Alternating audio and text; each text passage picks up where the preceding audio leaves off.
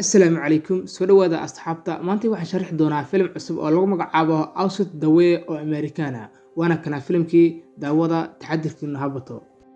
bilowga filimka wuxuu ku bilaabanayaa mar weerar lagu soo qaadayo ciidanka magaalada laakiin ciidanka magaalada markii laga awood roonaado waxay la xiriirayaan xagga gargaarka degdega ee diyaaradaha laakiin gargaarka degdega ayaa loo soo dirayaa si ay meesha uga caabiyaan mar walbana wax walba ay sameynayaan ee dhaqdhaqaaqooda waa la socdaa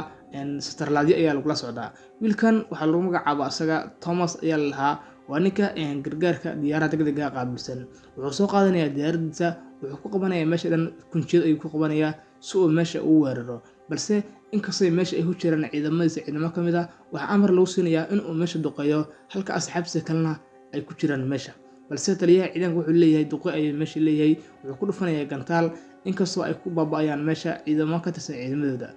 balse ninkan murugo fara badan ayuu arrintaas ka qaadayaa wuxuu kaligiis ayaa isla sheekaysanayaa wuxuu ka shalayayaa saxaabtii uu meesha ku baabashay waxaa loo tirinayaa asxaabtii uu ku dilay meesha waxaa la geynayaa maxkamadda sare ee ciidamada waxaa la saarayaa maxkamad waxaa leeyahay askar fara badan ayaa dishay balse wuxuu leeyahay aniga amarkan ma bixin oo amarkan waxa ay siiyay taliyaha iga sarreeya laakiin si raacfan ayaa loo fidiyey markan waxaa lagu dhuftay bedel oo waxa loo bedelay meel kale ayaa loo bedelay ciidan kale kadib ninkii Thomas ahaa uu iska soo baxay maadaama uusan u dulqaadan karin arrintaas gaari ayuu soo raacayaa markaasna waxaa lagu darayaa ciidamo fara badan oo ka mid ah ciidanka magaalada kadib markuu uu soo baxo wax fara badan soo socdo baabuur badan soo raaco wuxuu la kulmayaa nin saaxiibkiis hore oo ciidanka uu ka yaqaanay mar alla markii ay sheekaystaan wuxuu u gudbinayaa ninkii korneelkii weynaa ayuu u gudbinayaa markuu meesha gudaheeda soo galo wuxuu ku arkayaa meesha robot fara badan ayuu ku arkayaa meesha inkastoo uu robotka uu ka cabsanayo maadaama uu hawshan kale uu weligiis soo galin markuu soo gudbo wuxuu la kulmayaa ninkii taliyihii ayuu kula kulmayaa meeshan isagoo waxba la socon taliyihii markuu u tago salaan ayuu u saarayaa balse wuxuu leeyahay waxaa tahay nin adag taliyaha ayaa niyadda u dhisaya labadoodu halkan sheeko fara badan ayay ku qaadanayaan sidoo kale Thomas waxaa dib loo xusuusinayaa qaladaadkii faraha badan uu ka galay dowladda inkastoo uu dilay 2 askari oo gacantiisa ku dilay asagoo raba inuu 40 askari badbaadiyo balse ninka taliyaha wuxuu leeyahay waxaas waxba ha u galin oo waxaas ku mashquulin aniga ayaa markaa ila shaqeynaysaa wuxuu leeyahay waxaa tahay nin karti fara badan magaaladan ayaa rabnaa inaan weerarkana kood aan ka bilowno qariirada ayuu ka tusiyaa balse wuxuu leeyahay waan ku raacsanahay taliye ee horna wad kadib labadoodii way soo raacayaan asagoo ku faraxsan hawshan mar alla markuu meesha yimaado wuxuu aqoonayaa askar fara badan ayuu meesha ka aqoonayaa baabuur ay soo raacayaan labadoodii balse taliyihii ayaa baabuur gees kale uga degaya wuxuu leeyahay ninkan hal tijaabiyo asxaabta kale ayaa qabanaysa way u caga jugleynayaan balse ninkan daciiftino ayuu muujinayaa maadaama uusan meeshan wiilis imaan balse taliyihii ayaa ka dabeynaya markan kadib waxay israacayaan gaariga ayay wada raacayaan balse taliyihii intuu gudaha saaran yahay waxyaalo fara badan oo meeshan u degan ayuu uga sheekanaya xeerar fara badan ayuu sheegayaa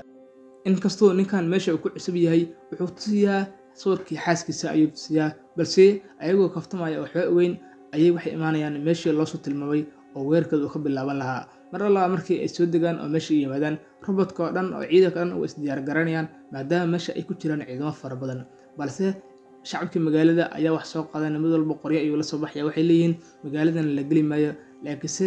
taliyaha aan soo dego ayuu wuxuu leeyahay joojiya shacabka ayaa la baabin wax badaha tuurnina wuxuu leeyahay intuu is dhiibo ayuu shacabka u tagayaa niyadda ayuu dejinayaa wuxuu leeyahay waxba la samayn maayo ninkii hubka kaliya dhiga kadib markuu shacabkii si leeqin wax uu sheego oo niyadda u dejiyo ayay dhammaantood shacabka waa qanciyaan kadib shacabka markuu qancaan taliyihiina uu iska soo laabanayaa balse robotkii wixii dhammaa way iska cishanayaan iyagoo meesha taagan ayaa askari laga dilayaa ciidankii waxaa qabsanaya meesha dagaal ayaa ku bilaabanayaa ilaa dhowr askari ayaa meesha laga dilayaa ciidamada dhan ayaa la soo weerarayaa dhammaantood meesha waxaa looga dilayaa askar fara badan inkastoo robotkana weli uu dagaalamayo balse robotka iyo ciidamada waxay sameynayaan iska caabin fara badan ayay sameynayaan inkastoo robotka uu amrayo taliyaha uu amrayo waxay ku wargelinayaan inay labadoodu ay rabaan inay gudaha ay galaan inkastoo ay ka dab saari laayeen asxaabta kale taliyihii iyo Thomas way cararayaan waxay galayaan gudaha qolka ay galayaan kadib waxay qolka uga soo baxayaan banaanka kale ayay qolka uga baxayaan waxay raacayaan wada weyn oo baadiye hawada ay qaadayaan meeshan ayay ku wada sheekaysanayaan maadaama ninkan uusan caraga kale aqoon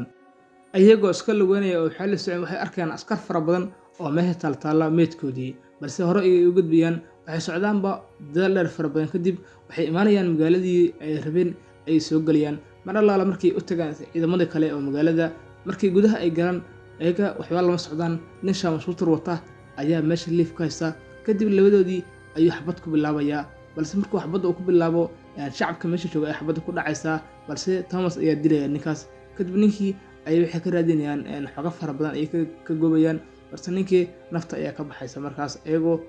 dhibaya. Kadib labadoodii way is soo raacayaan, balse Thomas markaan wuxuu leeyahay nafteena halis ha gelinayow adiga ayaa lagu gobanayaa, balse wuxuu leeyahay sirta meesha ka dambaysa ifaansii maxaa lagu gobanayaa. Kadib labadoodii gaariga ay wada fuulayaan, markaan way soo baxayaan, mar walba markaana niyadda ay u dejinayaan, wuxuu leeyahay sirta aniga kaa dabageenaya. Kadib markaan waxay gobayaan gabar ayay gobayaan, waxay imaanayaan meel xaafad ah, balse xaafad markay yimaadaan gabadhii ayay imaanayaan. Gabadhii xogo fara badan ayay la wadaagaysaa oo ku saabsan nukliyeerka.